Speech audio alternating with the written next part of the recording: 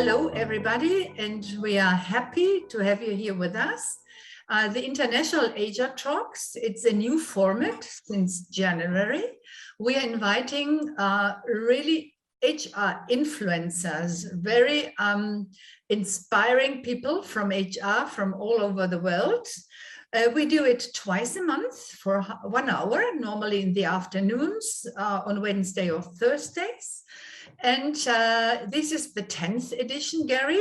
And so I'm really, really happy and feel very proud to see you again after nearly 7 years when you came to Barcelona to speak at the International HR Conference. In fact, it was the 3rd one, and we did 6, yeah? Maybe we go on again in the future. Okay, Gary, it's really a pleasure to have you here. You have 38 years of experience in HR in different companies and consultancies, and during the last 20 years in Harvard University as an HR director and as an 12 HR... years. 12 years at Harvard. To me more. Okay.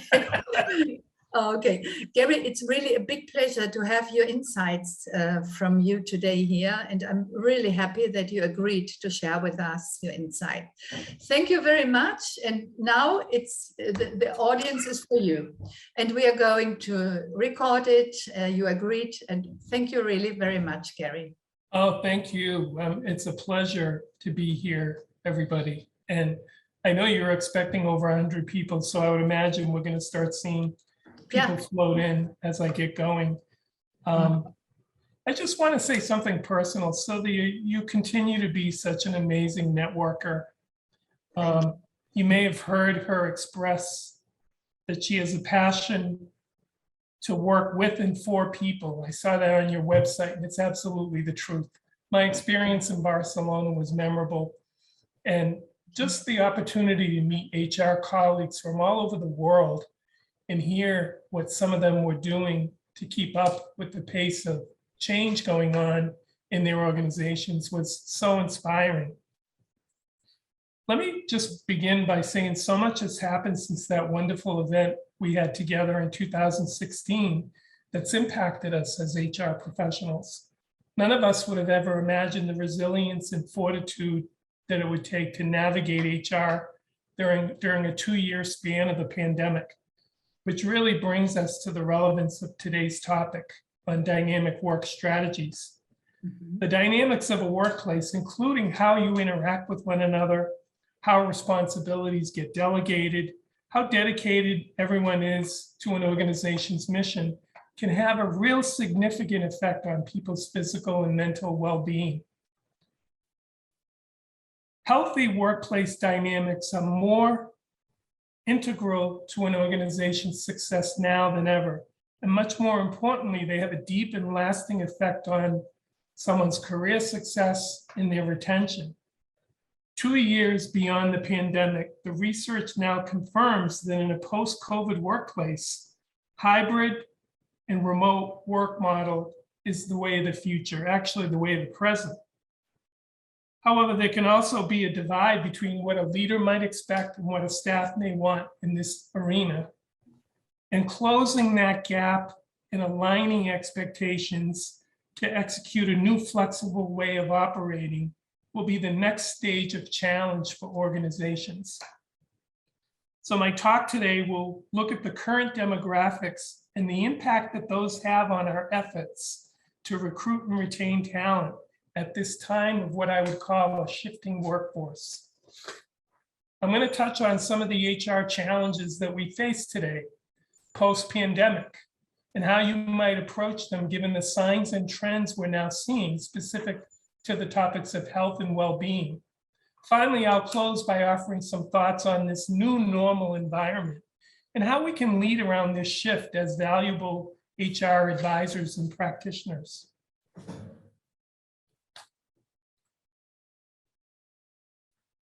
So there is definitely a shifting workforce right now. And the truth is the pandemic changed the world forever, and specifically the way that work gets done. If you reflect a little bit on how work gets done post-COVID, you'll see that labor now really controls the conditions of opportunity and risk when there is a need for more talent at the same time that the population and the workforce are both shrinking. The results of the pandemic really shifted the workforce, making talent even more vast. We're living in a world and at a time when there are simply not enough people to manage and grow organizations. There's a lot of statistics. I read a long article called Demographic Drought, and it's all about how globally some of the statistics are lining up that there'll be less workers available as the years go on. And work has become asynchronous, which means you work around your life now versus on a regular work schedule. Many people, if you look at job postings, want to know, will I be able to control my workday in order to pursue my work-life balance? So work has become asynchronous, not in real time, but done at your own pace. And all of this is translating to a much more personal employee experience for colleagues working right now. Very, very important implications. I want to show you something that I think is really dramatic. This is a demographic that shows the aging of the population. As of 2020, the number of people aged 65 and older outnumbers children below the age of 5 for the first time in history. More and more, we're seeing family members needing to tend to aging elders. Many of the elder providers are also seniors themselves. In the US alone, 1 in 4 Americans are over the age of 55. Many of these middle-aged caregivers are sandwiched between taking care of parents as well as their own families. Then you add a pandemic to caregiving, and it really magnifies the issue. And we also know from studies that millennials have become the single largest group in the labor force, but they show different attitudes toward work than the boomers may have. Research says that there aren't enough millennials to fill all these shoes that the boomers will be vacating. Here's another interesting graphic. Historically, at least in the US, women played a large role as caregivers. But that changed in the 1970s when over 50% of women entered the workforce to 2018, where it was now at 75%. With more women in the workforce, the notion of a traditional nuclear family with the male as a breadwinner of a household while the wife was a full-time caregiver has really eroded. So after decades of growth in labor force participation for females, since the pandemic, they've steadily left the workforce. The research tells us that one of the factors is the pressure of caregiving. By February of 2021, 2.4 million women left the labor force compared to 1.8 million men. This was largely due to taking care of families once schools had pivoted to distance learning, juggling both families and work and facing burnout. Even men are shifting away from full-time work in their own desire for more work-life balance and flexibility.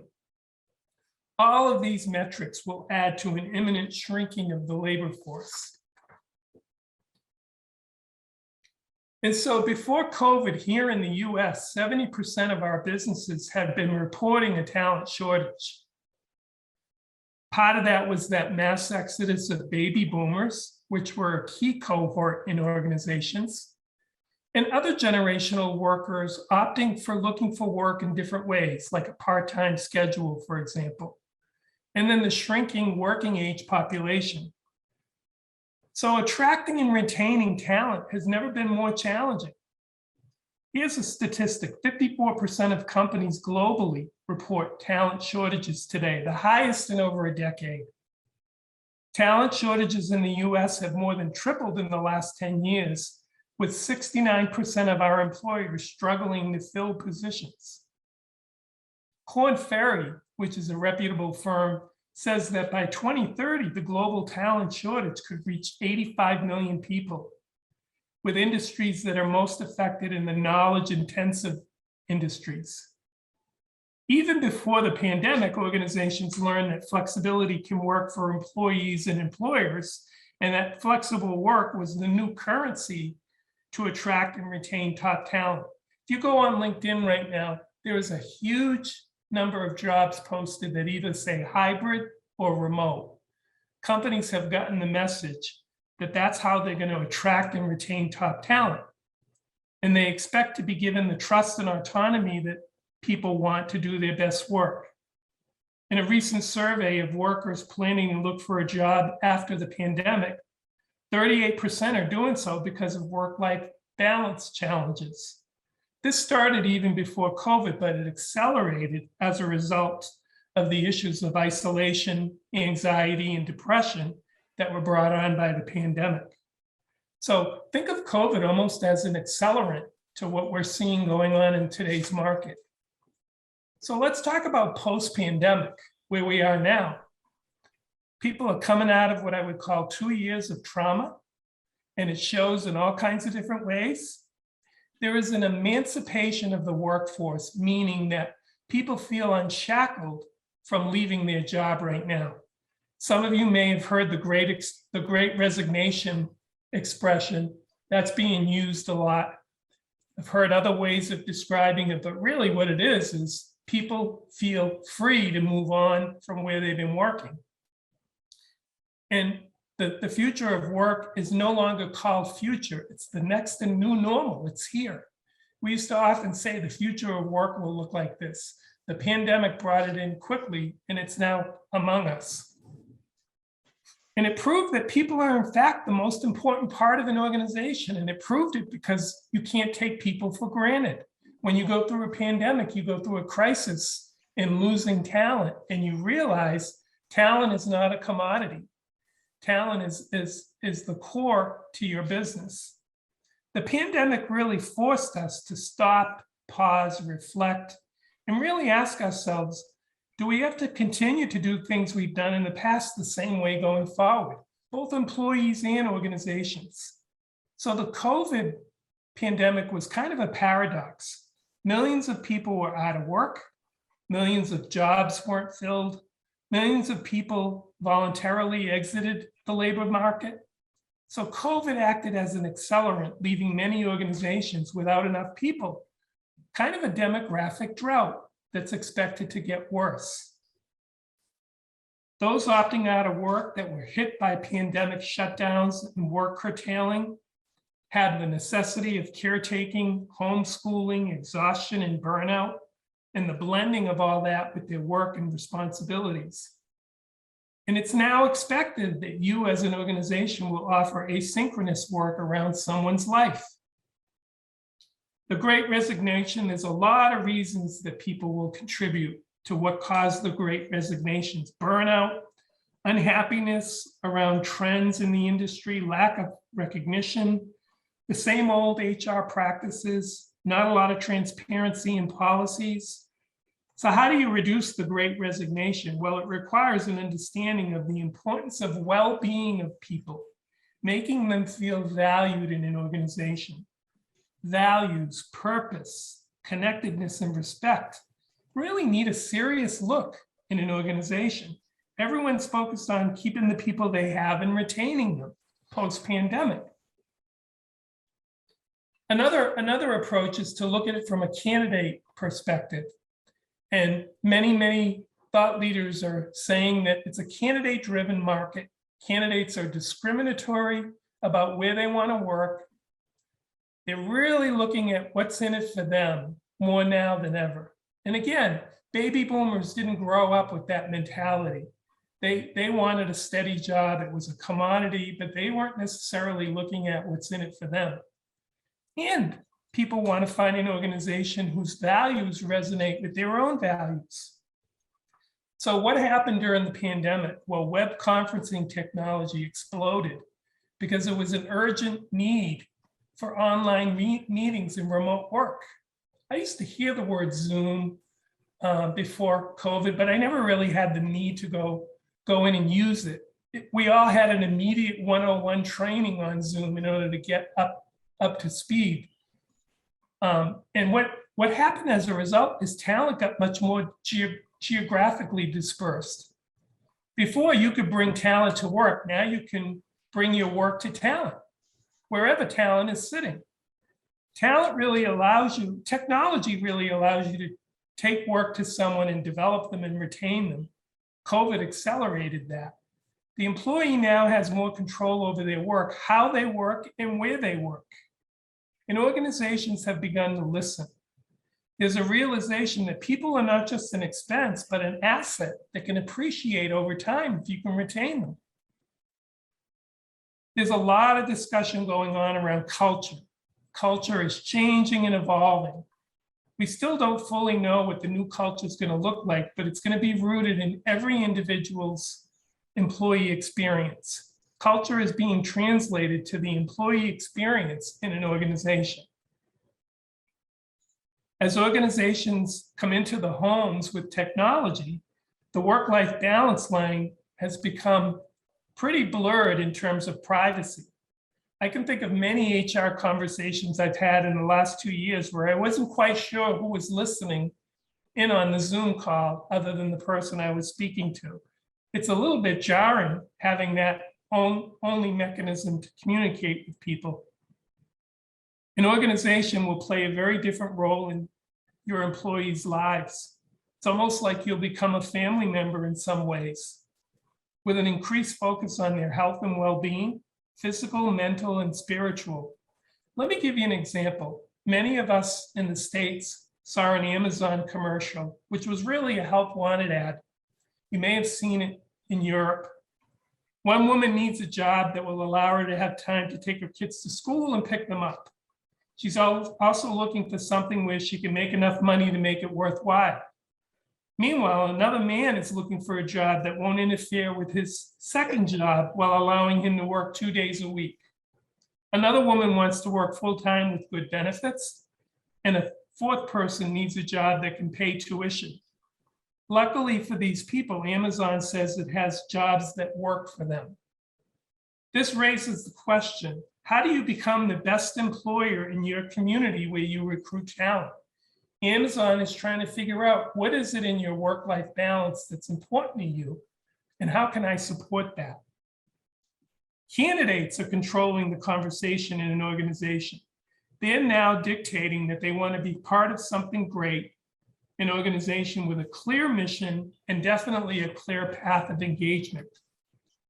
So it's a new paradigm at work. The pandemic changed everything on the way we work.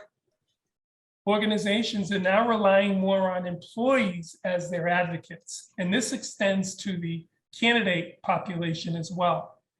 So what does all that mean? It really means that an engaging employment brand can impact your bottom line to attract talent.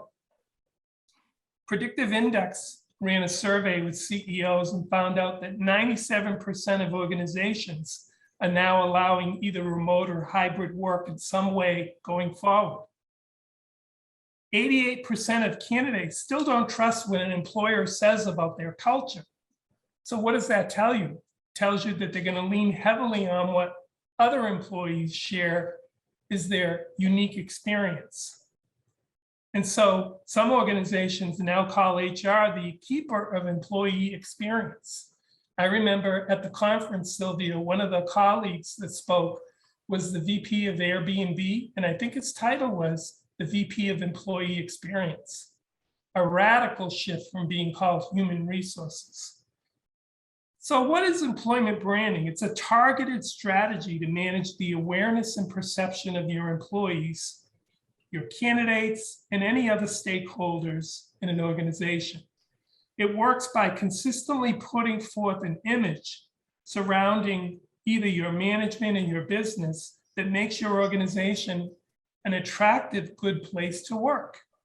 So the net result of a good, strong employment brand is that the organization's exposure and reputation will increase, creating a consensus that it's a great place to work. It can both increase your number and quality of applicants, reduce some turnover, and increase your chance to fill roles. At Harvard, in my school, which is the Faculty of Arts and Sciences, we currently are piloting an employment brand technology solution called CultureHQ. It's a platform that really helps you differentiate your culture and brand from the lens of all the employees who work there. So we're adding content to this CultureHQ platform. And at some point, that content will be shared with potential candidates to get a view of what it's really like to work at Harvard. We realize in a competitive market that you have to shape a candidate's impression of what it's like to work here. You can't get that from a job posting. A job posting is not going to grab the heart and soul of someone and want them to become part of this and make a commitment to your organization. CultureHQ is a browser-based software program. It allows you to create, manage, broadcast all this content to capture what I would call authentic stories from employees to candidates as a way to attract them. Think about storytelling, unlike job postings, that can really bring a company's culture to life, show the diversity of staff, show the mission, and show the value to a job candidate. This content gets curated in a dynamic way that allows you to then seamlessly share it on social. You can embed it on your career site and your job posting. I really recommend checking out CultureHQ to begin to differentiate your organization with this strong brand identity and captivating messaging. They have a very strong partnership with LinkedIn, which allows you to leverage that solution on that medium as well. So branding being an important way to attract candidates in a market that has a shortage of both workforce and many people making different decisions on their careers. It's a great opportunity to highlight your organization, put it center stage as a place to work. I'm going to shift the dynamic work strategies now and talk about how they relate to remote and hybrid work options. A colleague of mine from Harvard Business School, Sadal Neely, recently wrote a book just before the pandemic, which took off because of the pandemic, and it's called Remote Work Revolution: Succeeding from Anywhere. Having success working and managing from anywhere really requires what Sadal says is a relaunch of some really important steps. In her book, she offers some deep science behind team communicating and how to best promote a hybrid or remote work model. And how do you even successfully navigate from a distance? I put a training together at Harvard because managers were trying to learn, how do I manage employees when I don't see them every day? How do I manage for deliverables when they're not in front of me and I can see them for myself? Suddenly, with the experience of the pandemic, the whole world changed in front of us, and these topics became much more relevant. But there are both benefits and challenges of being in a virtual workforce. You know, the great thing is no commute. You don't have that stress. You can use that time to work, a lot of flexibility. Supposedly in the home, you might have fewer work distractions, although you might have home distractions. And supposedly you could be much more highly productive. On the other hand, we know that people can be really challenged during a period of long isolation. You're pretty much on your own. We started coining a phrase at Harvard, staycation. So rather than vacation, because of the pandemic, people weren't taking time off because they weren't able to go anywhere. And then the caretaker obligations really increased over the pandemic. While it might seem like the benefits outweigh the challenges, you have to understand both in order to really have an informed decision about remote and hybrid work and how it will impact all of us. I love this slide because Maslow's hierarchy of needs come into play when you think about a hybrid or remote work. So what do I mean by that? Well, Maslow said that you start with basic needs for physiological and safety needs, and you can't go all the way to self-fulfillment until those basic needs get met. So what do? You ask yourself, what are the basic needs in order for me to be successful and effective in a hybrid or remote environment? You know, the work environment is the most basic need to satisfy this model. You also need to be in a safe and secure environment when you're working remotely. And then you get into things like social interaction, a sense of belonging, and a sense of a team's culture, even though you're remote. How do you experience that in a distance environment? Esteem is more around recognition at work. And really, self-actualization is when you really feel like this model has created what I would call a fulfilling and flexible lifestyle for you. This is really, really important to begin at the bottom and work your way up when you're setting up a remote relationship with an employee. So what's different about remote and hybrid? The biggest issue is we took for granted that when we were in the office together, we had what I called high bandwidth conversations. And what I mean by that is I could be speaking to Sylvia, but my body language, any nonverbals, anything that I express around my communication sent messages and signals to Sylvia of what I was trying to communicate. All of that can be missing in a Zoom environment. You're staring at a face and you're missing some of those other high bandwidth clues that can accompany a message. So remote and hybrid work really relies a lot on low bandwidth communication, email, Zoom, Microsoft team calls, text, chat, but all of those can be subject to miscommunication because you don't have the advantage of pushing one step further to make sure you understand clearly. So lack of face-to-face interactions is a concern around hybrid and remote. A lot of staff struggle with reduced access to a manager. In some cases, you may feel that others are out of touch with your needs and aren't supportive or helpful in getting your work done. A lot of these are steps that have to be addressed along the way.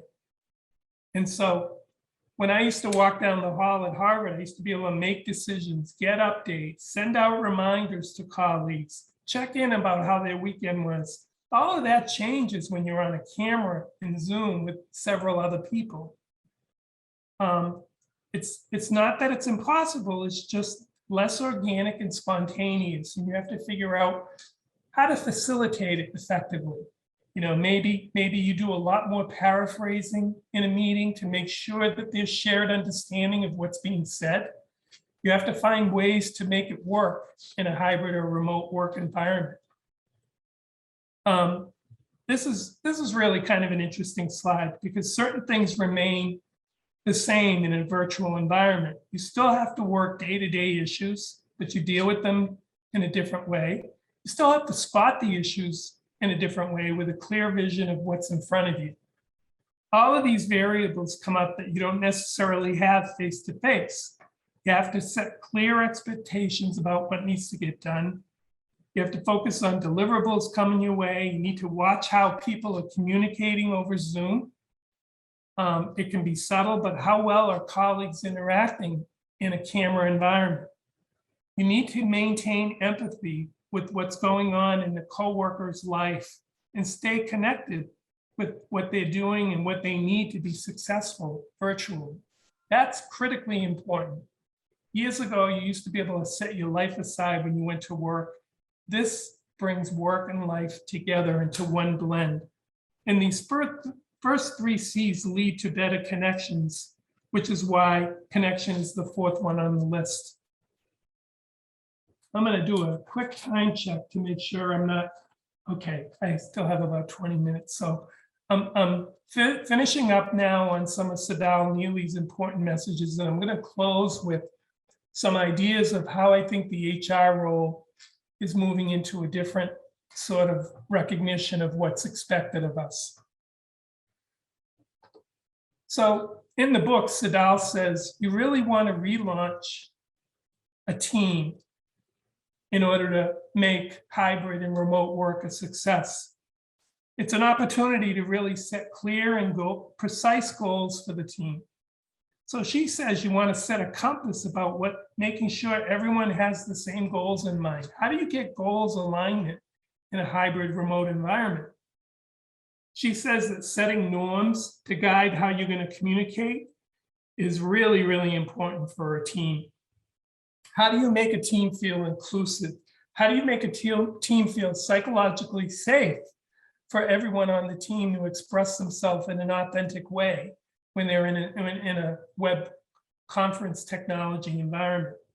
You really want to be intentional about how the organization is going to contribute to the goals. And you want to allocate whatever resources are needed to reach those goals. And really, it should include appreciating and recognizing the team, something that may be harder to do in a remote environment, but still need to do it. You still need to find forums for people to share ideas and concerns, and really respond accordingly with what I would call available resources. This is my favorite slide. So HR has had evolving roles over the years. And post-pandemic, during a shifting workforce, here are some of the roles that I see. I recently spoke to a retained search firm about a job and was told the head of HR is no longer someone that has done board work to put board compensation together. The head of HR today is someone who's done culture work in an organization, knows what it takes to look at a culture, knows what it takes to address issues in a culture, if there's any kind of toxic behavior, knows how to promote a culture that people want to be a part of. And so very much being a culture ambassador is a role that I see HR playing in the future.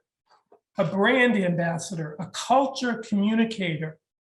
Another one that you read about today is HR is being looked at a lot like hospitality, and the employee is your guest. Very, very interesting concept for HR. But it's all about capturing these unique employee experiences, especially around wellness, thinking of wellness in a very broad term, and then finally developing some diverse pipelines. We already know that gender and diversity will rule in the future. So what will it mean for HR to be a brand ambassador, for example, and what skills do you need? You need to understand marketing. You need to understand the whole online presence community that you're dealing with to attract candidates. You need a passion for building and growing relationships. People are going to get much better at constantly networking, like my friend Sylvia, who's the consummate networker. People are going to need to be that in this brand ambassador and culture communicator environment. You need to be able to gather feedback and give insight that you gain from it in an analytical sort of way. When I say hospitality, what I really mean is the employee is your guest. Think about it translating to a culture of employees' experience, giving an employee an experience that they'll want to stick around for. So it goes right up against the Great Resignation as a way to keep people. Here's another topic that's difficult to share, but it's important to raise. Nearly 1 in 5 adults have a mental health condition in any given year. COVID has escalated issues around depression, anxiety, isolation. It's much more pronounced. There's a lot more addiction to cope with all of it. As a safety net, since the pandemic, many organizations are bringing in training for both leaders and HR on what's called mental health first aid in the workplace. I'll say it again, mental health first aid in the workplace. And it's really training that teaches you how to identify, maybe understand and respond to some of the symptoms of mental health and substance use that you might see in your organization. So you build some sense of confidence to reach out and give an initial support to a colleague who might be struggling. And this is partly because of the work-life balance becoming blurry in people's personal lives coming into the workplace. When you put a culture of mental well-being and compassion, that kind of training will make an organization a better place to work. And you'll understand how to care for the well-being of your people. This is critically important right now. Hiring and recruiting will be increasingly competitive because of this diminished supply of talent. Already, a large number of HR leaders are reporting that their organization has had a negative impact because of the talent shortage. You're going to need to look for talent that you may have otherwise overlooked.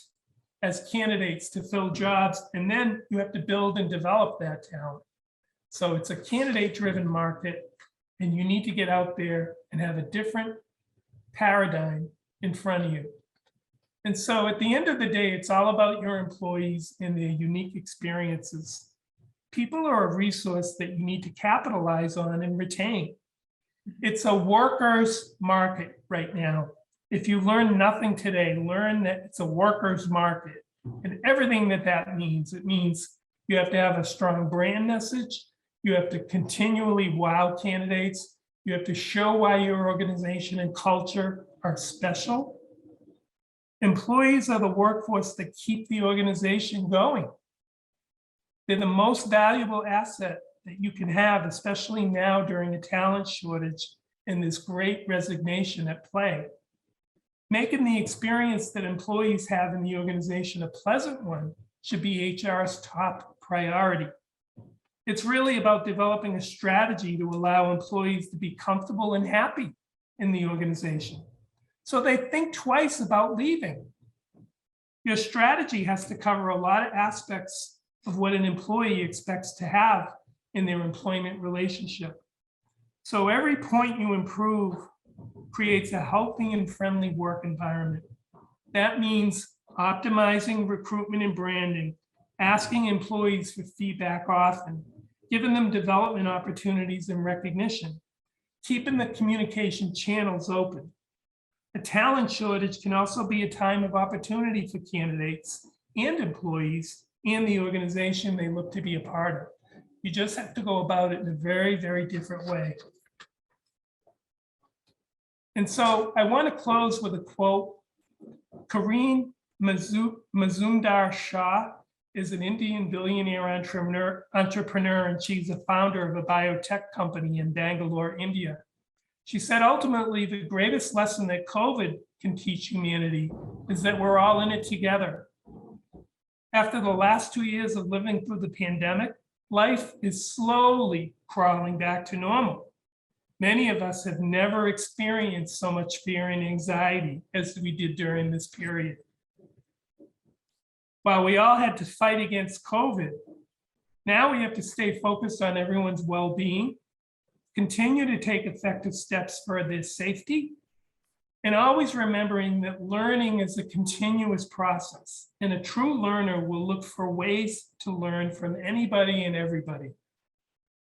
I want to close by thanking Sylvia and her cohort for inviting me to speak with you. I wish everyone great success and resilience in the work you face ahead as both HR advisors and practitioners. Thank you so much. Gary, a big applause to you. It's very, very, very amazing what you're telling in such a short and coherent vision from one of the most prestigious universities and HR directors in the world. You're just confirming what we are living every day. Thank you. Your last sentence was reflecting what I was thinking. I think it's the first time in life that we are all experiencing on the global level the same situation and the same feelings. I totally agree. Yes. Totally agree. So never has happened before. Never. No. Yeah. No, and to your point, we've all been through something, a common crisis that has led to things changing forever. Yes. I believe most organizations will never have the advantage, will never have the opportunity to go back to the old way of working. Yes. It's gone. Right. Yeah. And if you don't believe it's gone, try to recruit talent and try to answer the questions they're going to have about work-life balance and well-being and mental health first aid and all the things that kind of encompass the whole person. Yeah. So who we are at work is much more than what you see being delivered every day. Who we are at work is who we are as people. Yeah, and absolutely. And COVID brought that. It's amazing. I think it's a positive lateral effect from the pandemic. Gary, I don't want to compare at all Harvard University with Singularity University. These are quite two different ways of seeing the future. And I have here another colleague who was joining Singularity with me, Teresa. But I remember 5 years ago, in 2017, I joined the executive program there. And they told us, teachers, professors from Stanford University, that the work scenario would be completely different in the future. They were not thinking about a pandemic, but they told people will be working for projects. We won't have a 40-hour labor work anymore. People are working maybe 20 hours and then they're doing some projects. And this has come true. Yes. And what will happen in the next 10 years? What can you tell us, your impression? Well, you brought up people working on projects, and I've always, in my 38 years in HR, the necessary evil has always been performance management. Nobody likes to write performance reviews on an annual basis. And if we move to a project-driven economy, you're going to have to get feedback from your peers as you move from one project to another. So the manager is no longer the keeper of your performance. The team that you worked on the project with will be. Yep. And so one thing that I think will come out of that sort of work in a project environment is the need to really get more peer feedback and support. The other thing that will come out as a natural extension is people allow their life to compress and expand according to the work that they do. So I might work on 2 projects and then take 2 weeks for myself before I go to my next project.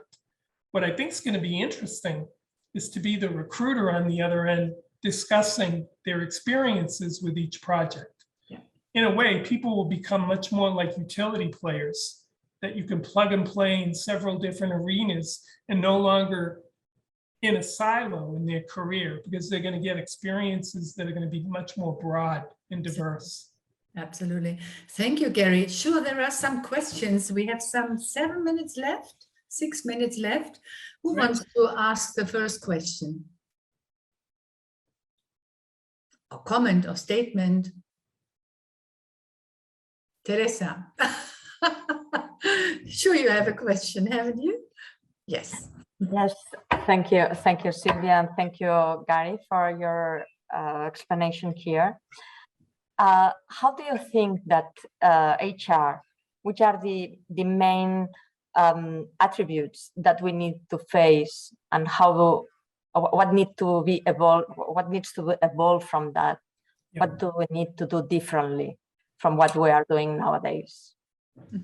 I think now more than ever, Teresa, HR being the culture enforcer or the person in the organization that cares deeply about the culture and its values. I think HR needs to make sure that the environment is always civil, so that people treat one another with respect and address issues of incivility in the workplace. So some organizations bring in toxic behavior because people under stress sometimes behave in an abrasive way.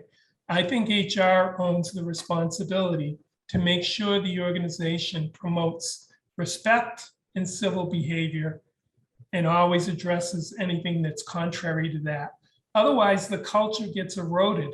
It's very difficult to believe that you care about people's well-being and you go in the work office, or even in a hybrid environment, your manager treats you with disrespect. So I think that that's the role that HR will really need to play in the future. Living in such a difficult time in the world, and how that translates into making the culture a great place to work becomes critically important. Mm-hmm. And I think that extends to the mental health of individuals. It's no longer appropriate to say that's none of my business. Mm-hmm. It's blending in the workplace. People are experiencing issues of depression and anxiety and isolation because of the change in the work, being in a remote location or in a hybrid model. And they need much more attention to taking care of their whole selves than ever before from an organization. Mm-hmm. But thank you for asking that. Thank you. I would add also to what you're saying, the fact of having empathy. Yeah. The fact of empathy and really putting in yourself in the shoes of each of our teammates can make a difference. So that's what I think that we need to focus on as well. Thank you very much. Thank you. Thank you. I see there a participant, Yu-Ching Wong. Welcome, nice to see you. Would you like to ask something, Yut, or to add or to comment? Oh, hi. Thank you for giving me a chance. I just want to tag on is that most of the time in Singapore, the local HR personnel are merely performing the HR management work. So even then, they are not HR trained. They just do the admin work. So their task become a HR manager actually. And I understand that in Singapore, only large companies, they even think of a HR development team. So they will be able the capacity to, okay, to kind of a plan, so a better word, a career path for the employees. So that part, most of the companies in Singapore do not do that. Yeah, so that part is that many of my the colleagues there, they would work for 3 years, 5 years, nowhere go, they'll go to a competitor. So I mean, it's normal to go competitor, but the thing is that they don't see a career path. If the manager it doesn't have a vision, then they'll go somewhere better. Yeah, of course. Yeah, and we're seeing that globally right now. People, when I said it's really a workers' market to make that choice on where they want to work. That's why the employment brand message is a strong one, because never before did a lot of these organizations have to really explain what it's like to work there. People worried less about that. Now they have much more discriminatory taste about what they're looking for. And you have to get in front of, it's the only way to differentiate. You have to get in front of the market with something that's unique and differentiating so candidates come your way. Yes. I know many organizations that have said to me, Gary, we used to get 200 candidates that applied for a job. Now we get single digits. That's all in just a few years. Something big is going on in the marketplace. Gary, we want to respect your time schedule. We are coming to the last minute.